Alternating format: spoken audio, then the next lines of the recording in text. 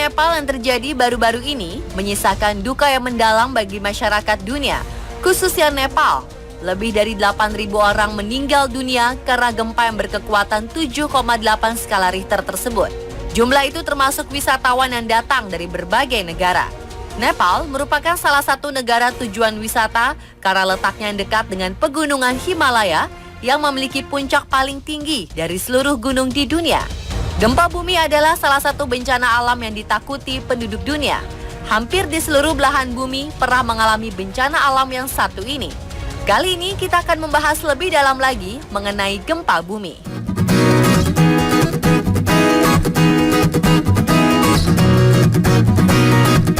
Gempa bumi merupakan getaran atau guncangan yang terjadi di permukaan bumi. Ada dua tipe gempa bumi menurut penyebab terjadinya, yaitu gempa bumi tektonik dan gempa bumi vulkanik. Bumi kita ini, walaupun padat, selalu ada pergerakan oleh lempeng-lempeng bumi tersebut. Ada kalanya pergerakan bumi tersebut terlalu besar hingga tidak dapat ditahan dan timbullah getaran. Bayangkan saja, jika sebuah benda bertabrakan pasti terjadi guncangan. Gempa bumi yang diakibatkan oleh pergeseran lempeng dinamakan gempa bumi tektonik. Selain karena adanya pergeseran lempeng, gempa bumi juga bisa terjadi karena energi yang dikeluarkan oleh magma dari perut bumi. Jika energi tersebut terlalu besar, akan menimbulkan guncangan. Biasanya keadaan ini terjadi di daerah sekitar gunung berapi. Gempa yang dihasilkan ini dinamakan gempa bumi vulkanik. Biasanya, jika jumlah energi itu tidak mampu dibendung oleh gunung berapi, setelah gempa akan terjadi letusan gunung berapi.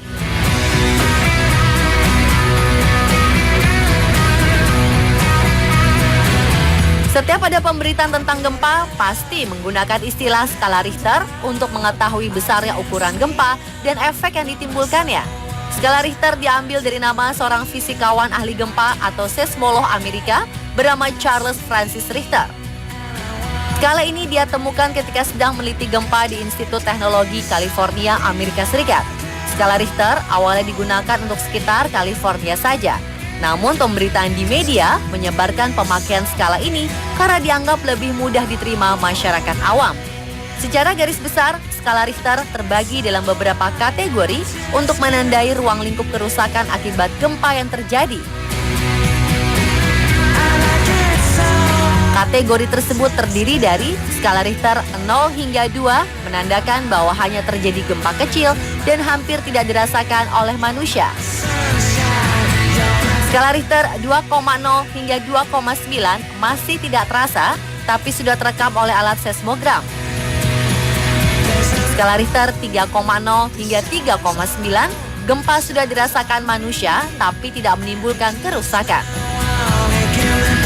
Skala Richter 4,0 hingga 4,9 menandakan gempa sudah diketahui dengan bergetarnya perabot dalam ruangan, namun kerusakan tidak terlalu signifikan. Tetapi jika penduduk tinggal di gedung bertingkat tinggi pada rentang skala ini sudah bisa merasakan goncangan yang lebih besar.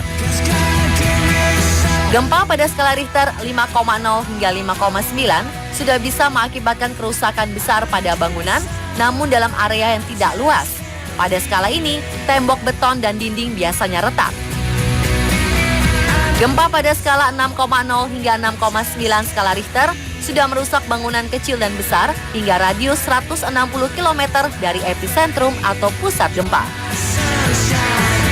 Gempa skala Richter 7,0 hingga 7,9 tergolong gempa besar yang mengakibatkan kerusakan besar dan area yang luas. Gempa pada skala Richter 8,0 hingga 8,9 merupakan gempa dahsyat yang bisa memporak-porandakan semua bangunan hingga berjarak ratusan kilometer dari epicentrum gempa. Yang terakhir adalah skala Richter 9,0 hingga 9,9 merupakan gempa yang paling dahsyat. Gempa ini nyaris tidak ada bangunan yang selamat dalam radius hingga ribuan kilometer dari pusat gempa.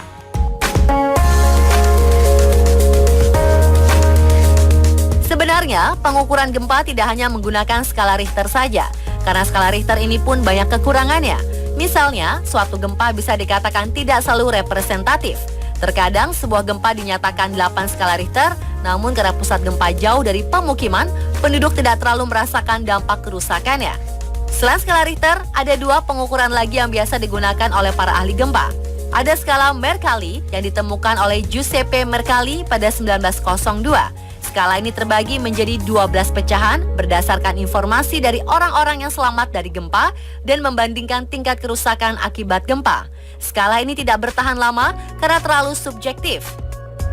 Skala yang kedua adalah skala kekuatan momen. Metode pengukuran ini ditemukan oleh Tom Hanks dan Hiro Kanamori sebagai pengganti skala Richter dan banyak digunakan oleh seismologis. Namun metode ini menggunakan rumus perhitungan yang sangat rumit sehingga sulit dimengerti masyarakat awam. We went rolling up the coast till there was no more coast to wander. We tried every different road. Menghadapi sebuah bencana alam tidaklah mudah. Karena takut dan panik, seringkali kita kehilangan akal dan bingung bagaimana cara menyelamatkan diri dari bencana tersebut. Ada beberapa tips yang perlu Anda ketahui jika lokasi tempat Anda tinggal mengalami bencana alam. Jika pada saat gempa Anda berada di dalam bangunan, langkah pertama adalah cari tempat yang paling aman dari reruntuhan atau goncangan. Lindungi badan dan kepala Anda dengan bersembunyi di bawah meja, kursi, tempat tidur, atau apapun yang cukup untuk melindungi tubuh.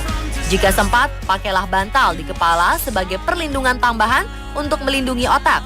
Jika tidak ada meja, tempat tidur, atau perabot untuk berlindung, sebisa mungkin cari sudut ruangan yang kosong yang tidak ada benda di atasnya yang dapat jatuh di sekitar Anda. Pakai bantal atau helm untuk melindungi kepala Anda. Hati-hati terhadap langit-langit, benda yang tergantung di dinding, rak buku, pilar, dan hal lain yang mudah jatuh. Jika masih memungkinkan untuk keluar dari bangunan, berlarilah. Jika Anda berada di dalam ruangan umum, jangan buru-buru berlari keluar karena pintu keluar akan dipenuhi orang dan sulit bergerak. Lebih baik berlindung di bawah kursi atau meja. Jangan menyebabkan kepanikan dan ikuti semua petunjuk dari satpam atau petugas gedung tempat Anda berada. Jika berada di dalam lift, segera tekan semua tombol agar lift segera berhenti. Segera keluar ketika lift berhenti dan terbuka. Lebih baik menggunakan tangga darurat untuk keluar dari gedung. Jika Anda terjebak di dalam lift, gunakan interfon yang ada di dalam lift atau hubungi siapapun yang bisa dihubungi lewat telepon genggam Anda agar Anda segera dievakuasi. Jangan panik atau bernafas terlalu cepat karena Anda harus menghemat udara di dalam lift. Jika berada di luar bangunan, sebisa mungkin hindari gedung, tiang listrik, tebing terjal, papan reklame, pohon, atau benda lain yang dapat roboh dan menimpa diri kita. Segera cari area terbuka dan hindari retakan tanah. Jika Anda sedang mengendarai kendaraan, segera pinggirkan kendaraan di tempat terbuka. Hindari memarkir kendaraan di dekat pohon, tiang listrik, atau bangunan yang dapat roboh. Jangan berhenti di atas atau di bawah jembatan, walau terlihat kokoh. Jembatan itu juga bisa runtuh karena gempa. Jika Anda tinggal atau sedang berada di pantai, segera menuju dataran tinggi. Perhatikan tanda-tanda yang bisa mengakibatkan tsunami, yaitu setelah getaran terjadi, air laut surut drastis dan terdengar suara gemuruh. Burung-burung berterbangan menjauhi pantai, hewan-hewan lain terlihat gelisah. Ada perubahan gerak angin dan tekanan udara yang tidak biasa. Jika Anda berada di daerah bukit atau gunung pada saat gempa terjadi, kemungkinan yang akan terjadi setelah gempa adalah tanah longsor. Karena itu, menjauhlah dari tebing dan jembatan. Kemudian segera menuju ke tempat terbuka yang cukup luas. Pemirsa, itulah beberapa hal yang perlu kita ketahui tentang gempa bumi. Semoga menambah pengetahuan Anda tentang bumi kita ini.